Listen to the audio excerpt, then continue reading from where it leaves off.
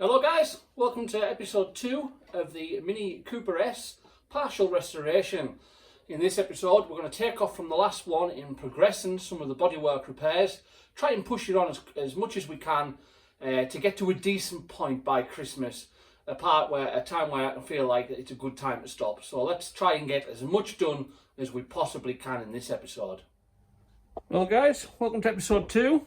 We're a bit messy today because we're midway through. I've just made a start, and what we're doing is we're separating that section that you can see there from the rear seat bulkhead, and I'll show you inside the car, and you can just see there how that lip at the bottom is separating from the seat pan, and what we're using to separate that is one of these, which for anyone who's never used one before, let's see if I can get it to focus, is a spot weld drill. See, it's got a little pin in the middle that starts the drill off, and then you don't drill all the way through, you just drill through the first layer, and then that removes the spot weld, and you can separate the two panels fairly neatly. So I'll let you see it when we get it all separated, and then all we do, that little lip, we just get a hammer and dolly and we straighten it all out nicely again. I've already cut these welds here because they were stitch welded down each of these faces, so I've cut them and removed that. That was no problem. So yeah, we're just working our way at removing that rear seat panel. Well guys, unfortunately this is a bit of a boring bit, just cleaning back all the seams. That's your seatbelt strengthener for your two back buckles in the rear of the car, obviously. Now these were welded down each of these edges to the boot floor, so they've all been nicely dressed back. I'll get underneath and show you that seam. So that's the seam from the bottom of your rear bulkhead. As you can see, one or two places I went right through with the spot weld drill, but that's no problem because we'll soon make that up. But as you can see, we've got a lovely seam all the way along. That's in lovely condition. I have seen these rotted out before. The one on my GT was rotted out in sections and I had to repair little bits of it, but this one is all good. That's a strengthener that goes from your rear bulkhead to your arch and also attaches to your boot floor. It's kind of double skinned there, so that takes a bit of dressing up. Same at the other side, exactly the same again. And as you can see, again, we've got a really good seam all the way along. So yeah, that's a real good step forward. I'll just show you inside the car now how it looks. So there you go. That's the rear seat pan section of the boot floor, all dressed out, and now we can see the corrosion in the heelboard, which is going to be the next section to remove. I mean, I don't know what that's all about. A bit of metal poking through there, but it'll all be getting dressed out. We've got corrosion there. We've got corrosion over in that corner. You can see light coming through by the loom. So yeah, I've left that top section in because it'll come out with the heelboard. I did hope to have that heelboard dressed out today, and I've just run out of time. But as you can see, we have got a real good lip on that back bulkhead to play with now. And I've dressed back the masking tape. There is basically, that is where the bottom of the seat pan sits, so I've got a good reference there, and I've also took measurements. It's always good to take plenty of measurements when you're removing sections of the car, and note it down in a little notepad so that you make sure it all goes back right. But yeah, that's a big step forward, that getting that back seat pan out. That's the boot floor in its entirety removed now. So on the next time I'm in the garage, we'll be looking at dressing out this heelboard, and then we've got to start repairing. Look at all that. That's the next real headache, is to try and to make a nice new section to repair all that severe corrosion. So there's going to be a fair few hours in each of them back corners. I think this one on the driver's side is certainly worse than the passenger side, but we'll find out when we get into it. And then obviously I can start giving you a bit of better footage then when we're starting to put sections back in. So just a couple of PPE requirements you really should consider when you're doing this kind of work, because you are using power tools that can cause a lot of harm if they're not used right. So you definitely want to be wearing proper goggles, or even better, a full face shield, we've all seen what can happen when a grinding or a cutting disc shatters. So yeah, definitely goggles, and definitely not safety glasses. Safety glasses, in my opinion, are certainly not good enough for using grinders. Now, you don't have to wear a mask. I tend to wear it all the time. Believe it or not, it's not the most comfortable thing to wear all the time. But people may think, well, why are you doing that? You're going way over the top. And I do agree in a lot of respects. But when you're grinding, you're cutting through stuff. You're cutting through different coatings on the steel. God knows what's in any of that. So I always wear, well, I do now. I didn't used to, but I actually do wear that now. That's actually got a paint filter and an FFP3. So that gets a really good seal to your face, and I prefer to wear it, because the amount of times I've done this kind of work and blew my nose afterwards, and it's just been sheer black, and you're breathing that in. So yeah, I would recommend it, but it's up to yourselves, obviously.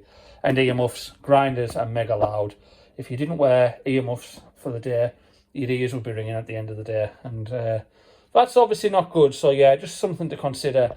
My downfall is, I won't wear gloves. I should wear gloves. I should wear like them kind of gloves, but I don't. I can't stand gloves. I like the dexterity of being able to feel what I'm doing. I never wear gloves and my hands get cut to bits, but that's my own fault. But yeah, definitely consider the likes of this when you're doing this kind of work. And while we're on the subject of PPE, I've just bought a new set of FFP3 filters for my mask, thinking they were only £3.54. I'm sure that's all I paid for them last time. As you can see, they're absolutely rotten, so I really need them. But £11 odd. What an absolute rip-off Britain we've become like. Right guys, so today our job is to remove this heelboard, which might be easier said than done due to the corrosion. So what I'm going to do, I'm going to use a grinder with a wire wheel in to remove all the coating along here and along the underside, which will hopefully highlight our spot welds, and then use a spot weld drill to drill them out all the way along, separate them, and keep the seam that the heelboard attaches to nice and intact and clean. We will have to do some repairs down here because that's been welded over, so that's just all going to have to be cut out, and we'll be welding a new section in this corner anyways, because the bottom of the companion bin or the rear bins is rotted out, so we will be making some new repair sections for there. Same with the other side, as you can see, that is all rotted out as well. So yeah, let's bang on that PPE you've just seen, get all this cleaned up, and let's have this heelboard removed today. And then the next section, the next stage will be put a new repair section in that corner and in that corner, and then we can finally put our new heelboard in place. Now you'll have to excuse my voice because I have still got my mask on, but this is just after about maybe 5, 6, 7 minutes of cleaning back. This is all the type of stuff you don't want to get in your lungs, but there you go. That's what that does in no time at all. All the spot welds are outlined, so I can now get the drill and drill each one out. Same with the underside as well. You can see the underside ones as well. So there you go. That's just how I do it anyways. And I thought, why do my arms feel fluey? And it's because I've been forcing on the drill last week in awkward situations, drilling spot welds out. So that's kind of what it should look like. You don't want to drill right through, you just want to break the first skin. So what I'm going to do now is I'm going to slit it into sections so we can remove each section individually rather than trying to remove it as a one, which just won't happen. So I'll run the slitter down, and then we can manipulate it, bend it, etc., and hopefully remove it without much hassle. Well guys, that's that removed. I'm not going to lie, that was a bit of a pig. It was a lot more of a pig than I was expecting, because the spot welds were really big, and I think my spot weld drill was maybe just missing the end of some of them, like the edges of it, and I had to get the chisel in behind, and the lip underneath was the worst. It's all come off nicely, the lip's good. I haven't bothered touching that section there because that's all being bodged with weld, so I'm going to end up having to replace a big section in behind here because there's a lot of bodgery going on in this corner. So all that section there will get cut out in a wanna. But the rest of it, I went through once or twice. The rest of it is a really good lip until we get to the other side. Again, we'll be doing the same thing. As you can see, that lip's gone. I'll be doing the same thing on the other end. But yeah, that's a big step forward. It's nice to get all that dressed out. That's my spot weld drill, my good spot weld drill. That was a Worth spot weld drill. It is now absolutely shot. I'm not going to get any more out of that. But it's done a bit of work. It's done a fair few holes now. So yeah, another step forward. The only problem is I'm not going to get onto this for another 2 weekends because I actually fly out on holiday next Sunday. I'm heading down to Manchester on the Saturday to the airport. So I won't actually get anything done in the next 2 weeks. But obviously that won't be a problem for you guys because the footage next will be right now. And just like that, here I am back off an absolute amazing holiday. Amazing, absolute amazing 7 days we've just had in the Maldives. But here we are, back to it now, and we're going to have to start today on removing a section of this outer sill, because although the outer sills may not seem too bad, they're the wrong outer sills. They're the wider ones, they're not the original Rover ones, and I would hate to think what's hiding behind here. They've actually already welded up the jacking point. They've put a plate over the jacking point down there. So you can see, just there. So that's not a good sign. But this needs to come off regardless, because in behind here is the inner sill, which comes up into the rear bin. And as you'll have probably seen, for viewers that have been watching the progress so far, there's a hell of a lot of rot in behind here, I know for a fact. So we're going to start by slitting across here, slit down through this drain point, remove this section of outer sill, so then we can start removing the inner section of sill that's badly corroded.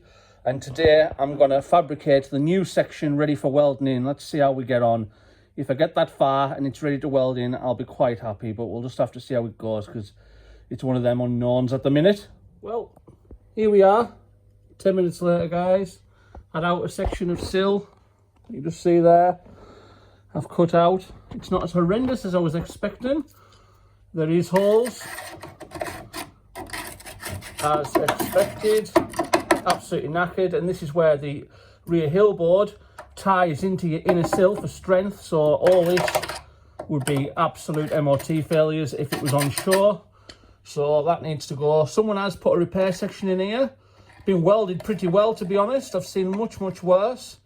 But I do believe that this is being placed over the top of the inner sill, which is a big no-no for anyone looking to do any body work or start doing body work.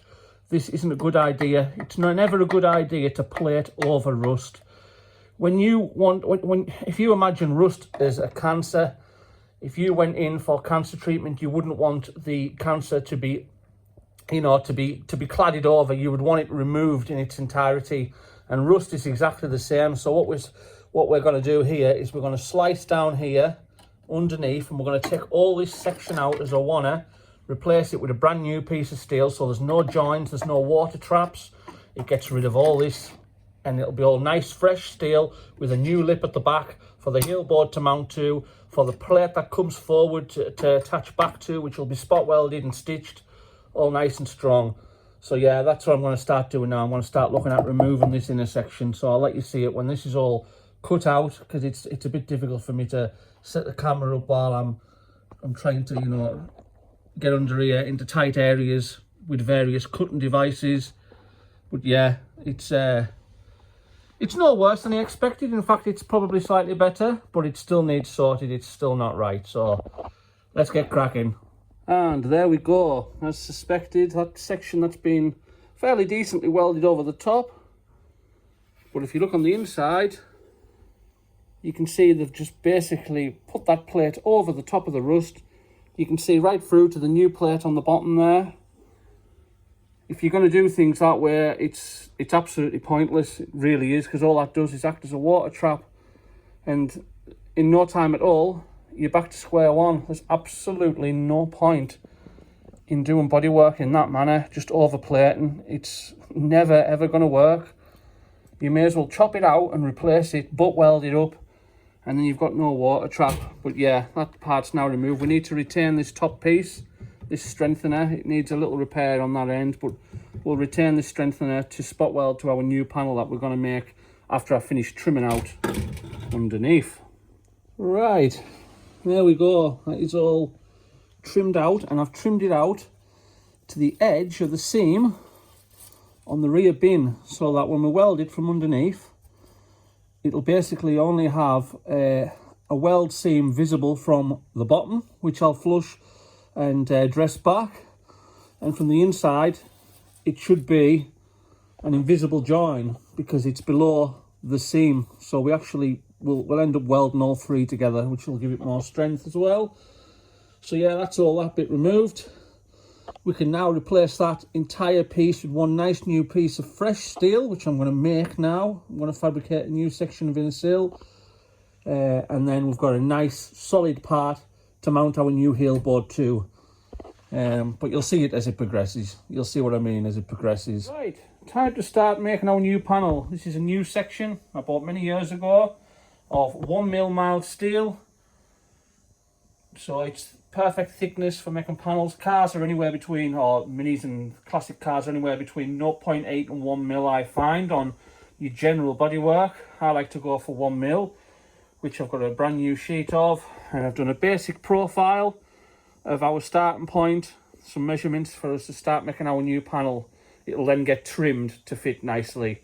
So I'll let you see that as it progresses. Right, stage one. Here's our fresh piece of steel that you can see I've scribed lines on, and they reference these points here. So 92mm, that is from that point down to the first line. That's your inner sill. That's your vertical face of your inner sill. The next one is 98mm, where it comes down at a slight, probably about 45-degree angle, which is that bit there, 98mm. And then I've left an overhang, which will be bent back 90 degrees from your inner sill. That's way too big, it'll get trimmed down, but I've just left myself plenty to play with. So now what we do is we bend the steel along these lines to the exact angles of this piece of crap. Now, having a metal folder for this, if I had a metal folder, and I nearly ended up with a metal folder, I have nowhere to put a metal folder, but it was one of them buy it now and ask questions later kind of thing. But unfortunately I missed out on that metal folder, so unfortunately we're left with the vise. We have to make these panels in the vise, which is far from ideal, but it can be done. It can be done. It just takes a bit more time. I'll explain the process of that as I go along. Here we are midway through. This is how I do it myself. So this is a good thick section of aluminium, much thicker than the 1mm steel, so it's stronger, perfect for forming the panel around. Now basically what I do is I pull on it, and I use basically a panel hammer, and I just tap along the back of this edge on the reverse side, and then keep moving it along until we get the desired angle. Much faster, like I say, when you've got a panel when you've got a sheet metal folder. I would absolutely love one. I'm told that the ones that go in the vise aren't all that great from people that have used them. But yeah, it's getting there. We've just got to get them angles right now, and we'll have a nice new inner sill section. What I've done here is a basic template out of cardboard, and as you can see, we've got a fair way to go yet with that curve. That's basically got to match that template for us to be in the right ballpark. Right, there, as you can see, we now have our seam somewhere where it needs to be. Looks quite decent bend considering we don't have a metal folder. Shows what can be done with the most basic of things, but obviously it would be so much faster if we did have metal folders. That would have took probably a tenth of the time that it's just took me there. It probably took about 10 minutes to do that. It probably would have took 30, 40 seconds in a metal folder. But yeah, we've just got to use what we've got. If I get a bigger garage one day, I'd certainly love a metal folder. And if we have a look at our new heel board, you can see how the shape of that panel follows the contour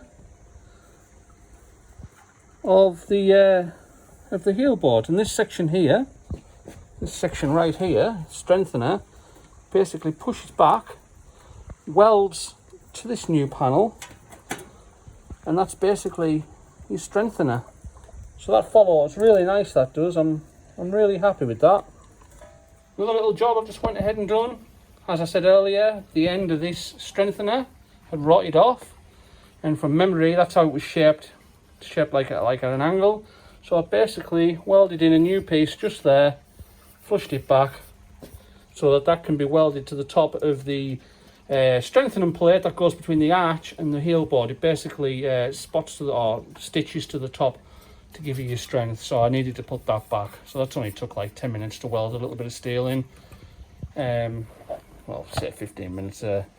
But yeah, I've primed up, weld through primer this section now, so now it can be spot welded to our new panel, wherever I put it. Right, that is the strengthener spot welded back in, every inch. It's now absolutely solid. All the lips in the right places, and when that's in place it really does look good. So we've got a proper spot welder, I'll show you that now, and basically every inch, similar to what it was before, we've got a decent spot weld. So yeah, really pleased with that. So this is our spot welder. I've just got the short tongs on at the minute.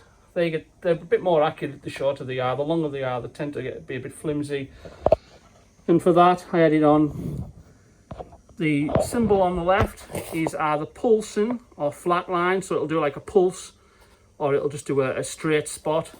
These are the thicknesses of your steel, so you can set it. So basically, if you push this button, it'll set the two thicknesses of the steel, so it can go from 0.6 to 0.6 all the way up to 2 mil to 2 mil, and I did on 0.8 to 0.8. Because one of the sections is 0.8 and one's 1 mil, so I've did it on 0.8 because otherwise you'll just blow the goals straight through. And this is for the time that it spots, so further up you go, the longer it'll spot for. I generally have it about midway. And yeah, it's a Clark spot welder. They do cost an absolute fortune. Me and two good friends went thirds for this many years ago with all the different type of prongs. It was well over £1,000 at the time, probably somewhere towards 1,500 by the time you buy all your prongs and everything. But a fantastic tool, and it just makes a lovely job. So yeah, I'm really pleased with that. Really pleased with it. That's turned out really nice. I think I just need to clean up that strengthener to make it look a bit more presentable, and that can be welded into the car. Right guys, apologies because I haven't filmed any of the actual fitting or the process of fitting this new section I made. Yesterday I wanted to get this welded in. I was a bit unsure how it would go because it's lying on your back welding from underneath. It's an absolute nightmare when you haven't got a spit. There's nothing worse than welding on your back. These sections here at both sides are the parts I've been dreading the most, to be honest. But if you look at that and how nice it's gone in, that's all brand new steel. It's all butt welded. There's no overlapping, so there's no water traps. It's all one section.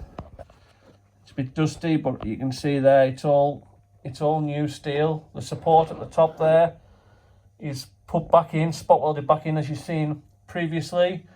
I've had to put a new section in here as well because there's like a mount here from the factory. A lot of people think they're jack and points. They're not. They're a mount, and they trap water like mad, and that's rotted this section of floor out. So I've had to put a new section in here as well, which is blended in really nice. So yeah, I'm really pleased with that. That's gone in really nice. If the other side goes as well, which I'm going to be starting on next, then I'll be really happy because it was a pig. I'm not going to lie, it was an absolute pig. I'm aching with lying in all sorts of different positions. I've had welding sparks down my lug holes and all sorts of nasties, but it's done. That side's done, and I'm relieved, to be honest. So yeah, that's now one side complete. Just a little bit of explanation how I flat the welds back, how I linish the welds back, and everybody does it differently, but this is the way that I like the most. So I start off, I do like a 3-stage process. I start off with it's basically just a grinding disc. This takes the top of the weld off. Don't go too deep with these.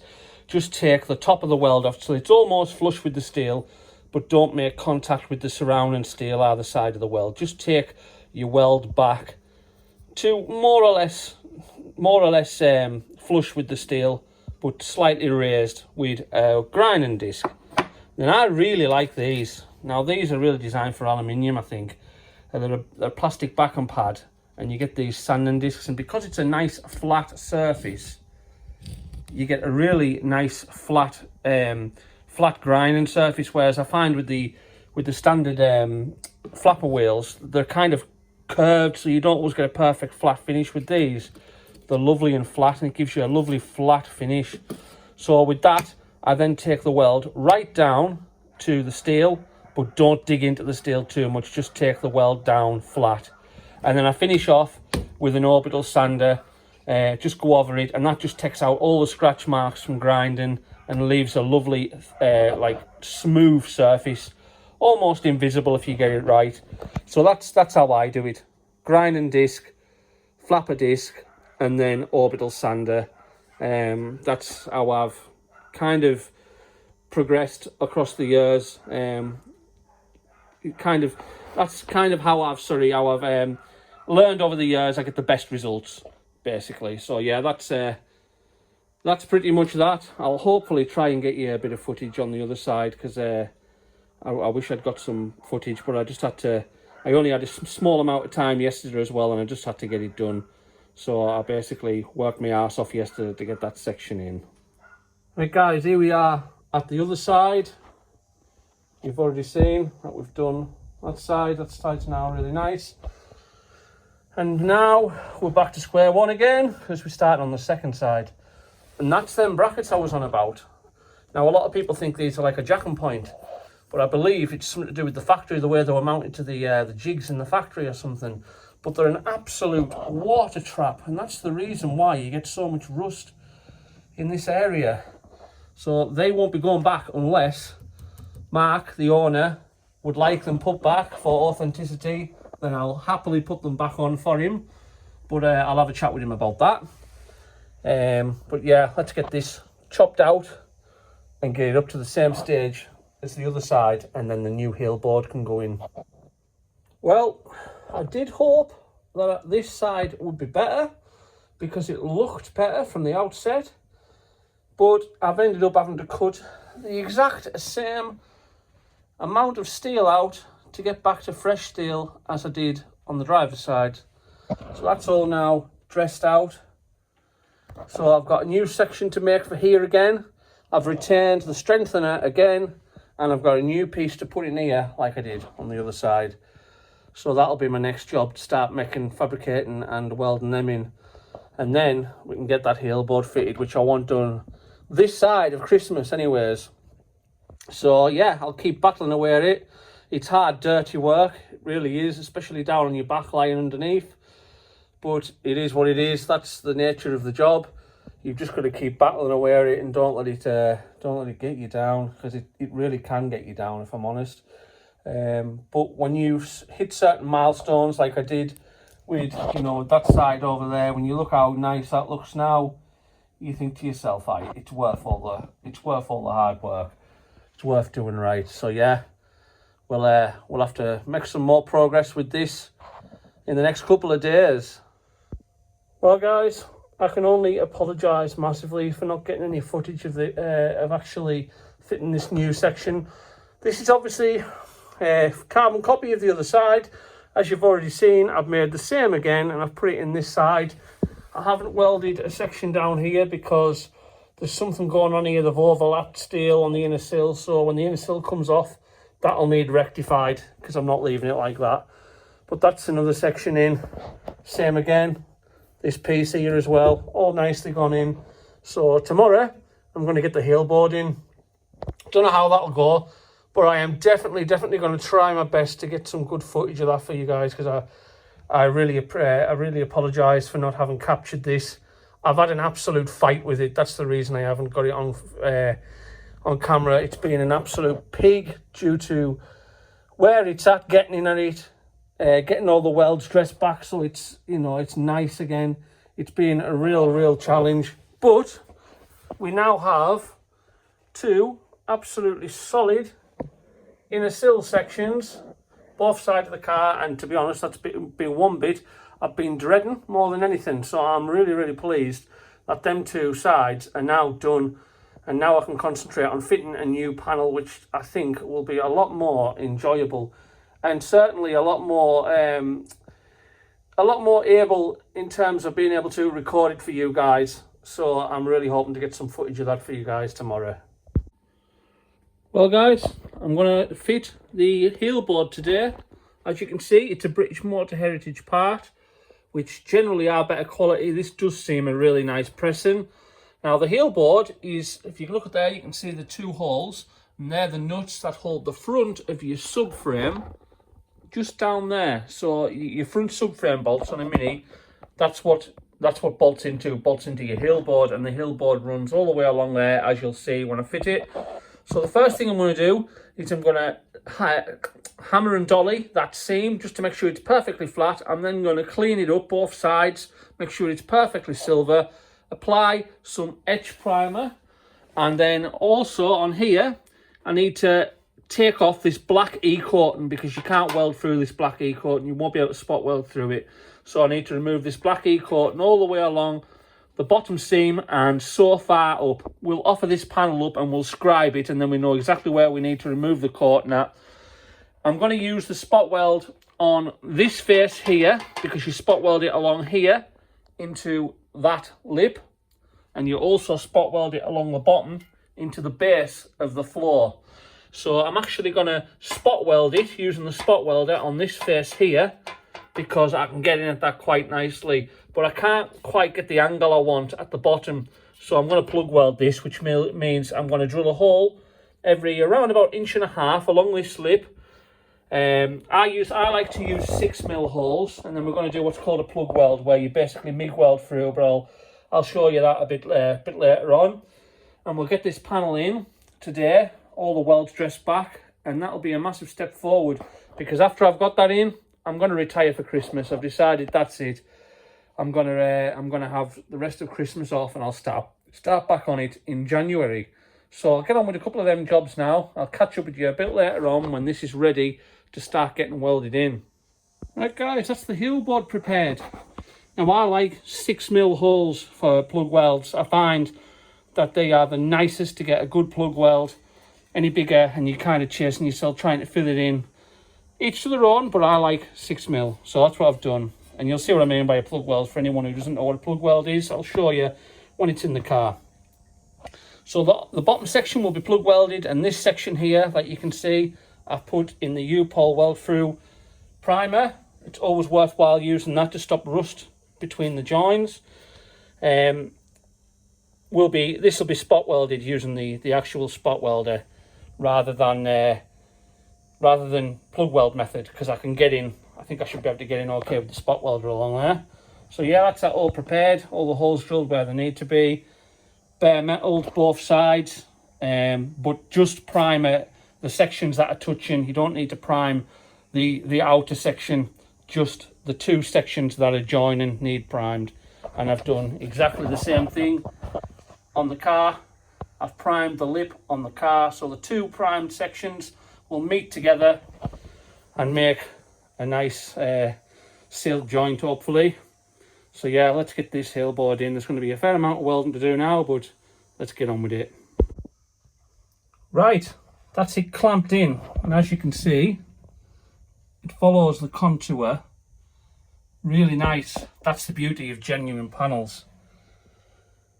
I guarantee a non-genuine one you'd be spending ages fighting with it, but that is a real nice fit. So what we do now is we set off welding, making sure both surfaces, the bottom and the back, are tight together, and we move along, moving the clamps, spot welding or plug welding, whichever you're doing, moving the clamps as you go along until you get from one end to the other, and then it should all be solid welded and look really good. So yeah, I'm pleased with that. It's time to get spot welding. It's the back breaking part, because them spot welders are really, really heavy, and they're not the best for this kind of thing, but the ones in industry are much lighter. They're designed differently, but it does the job. It's just a bit harder. Well guys, you'll have to excuse the extremely messy garage, but that is the rear heelboard fitted. All the plug welds are all dressed off underneath. And that there is a plug weld. I've left one just to show you. See, they're all ground back. That little dimple there. So basically, the hole in this panel, basically the hole right through the panel, and in behind is the lip that you're welding to.